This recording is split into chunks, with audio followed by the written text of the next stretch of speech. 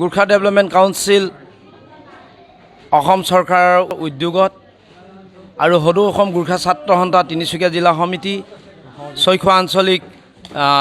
জিলা সমিতি ছয়খোৱা আঞ্চলিক সমিতি ফিলবাৰী আঞ্চলিক সমিতি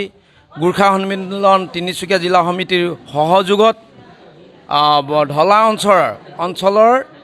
বৰমুৰাৰ খেকেৰাতলি বুলি যিখন গাঁও এই গাঁওখনত আমাৰ গোৰ্খা জনগোষ্ঠীৰ সম্ভৱত 55 ঘৰ বানপীড়িত হৈছে। এই সকলোখিনি ৰাইজক আমি লগ হৈ তেখেতসকলক অকণমানি হ'লেও এটি সহায় সহযোগ আগবঢ়াইছোঁ আৰু লগতে এই অঞ্চলৰ চিৰস্থায়ী সমাধানৰ বাবে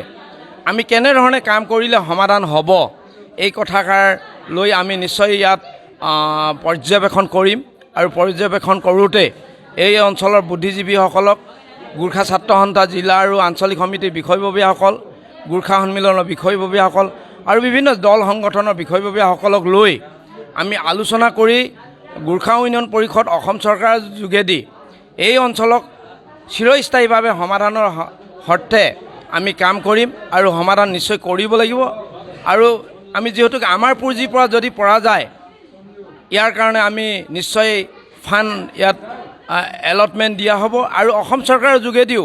এই অঞ্চলৰ চিৰস্থায়ীভাৱে যেনেধৰণে বানৰ যদি বান ব্যৱস্থাটো টনকিয়াল কৰিব লাগে বা